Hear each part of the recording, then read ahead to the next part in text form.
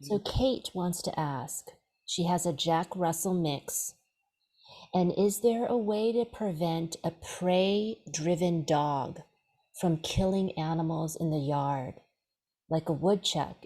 And she says, I know he's protecting me in his mind and it's in his DNA.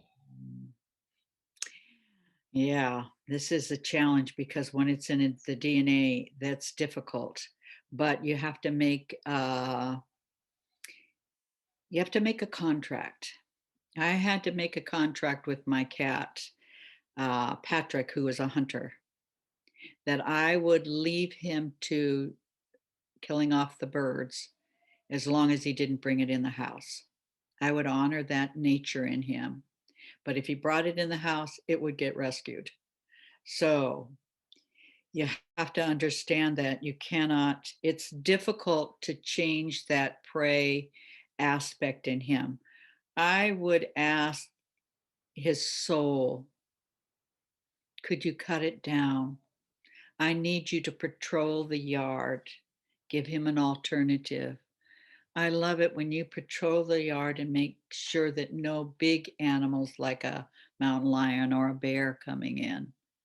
I love it when you patrol the baseboards and no little bugs come in.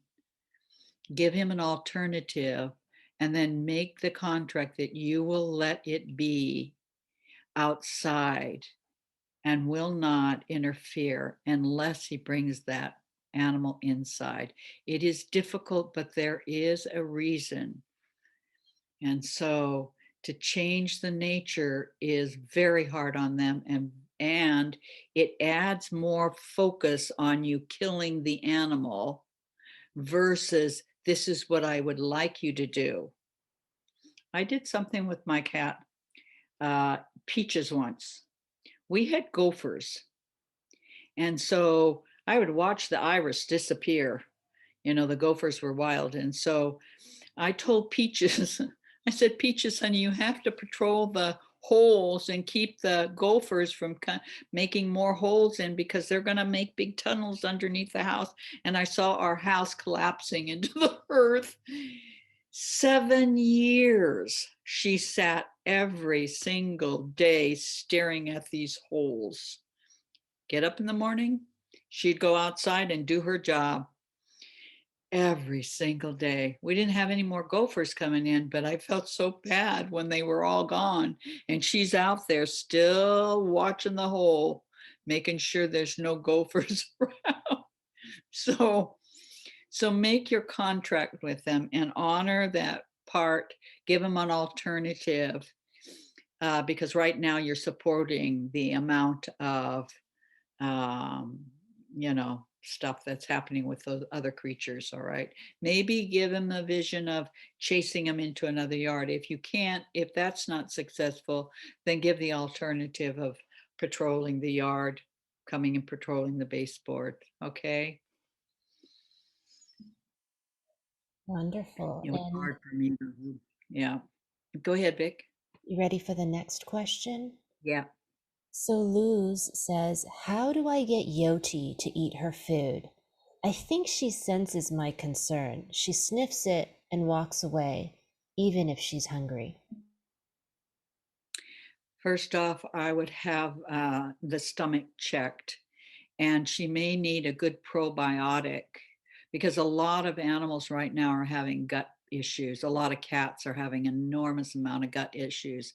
There's something that's happening with their fur that science hasn't really recognized. Their fur is, they're losing a lot of fur, and a lot of animals, are, especially cats, are licking too much.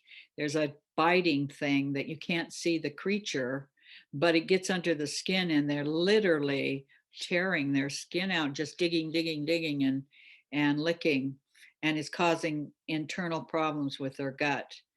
So have the stomach checked, have the gut checked out, and then get some really good probiotics and prebiotics for the animals. Maybe change the food. Start with something more lighter that's easy to digest and do it slow because they only can tell you If I'm sniffing it and walking away, I'm telling you, I don't feel real good. And if they've been food oriented, then it's a real clarity that there's something off. Okay. Okay, that's good. Thank you. Are you ready for the next question? Hmm. Apervo says, Athena growls and is mean to the other two cats, especially Jana. And then Athena won't be with us if the cats come. She runs away. Jealousy, hate, kill. All right. Jealousy is a very interesting tool to work with. Okay, this was a powerful tool that I was given. I was raising four kids. My husband had two, I had two. We had a blended family. I had three Irish setters, four kids, five cats, a father in law, and a cow. And I was overloaded. I come home one day from shopping. The kids want my attention. The dogs were squeezing in between us, and I just lost it. I went into the bedroom, got on my knees, and cried my guts out to God and said, how in the world do I meet the emotional needs of all these beings if I can't even meet my own emotional need? How do I do this? And this is what I was told to do. Take each animal, each person, and give them a space in your heart. Meaning, your heart is like a huge uh, house. And each of the rooms, I want you to consciously call that being and give them their own bedroom with their name on the door. So they are the only one, the special one. Be serious about this.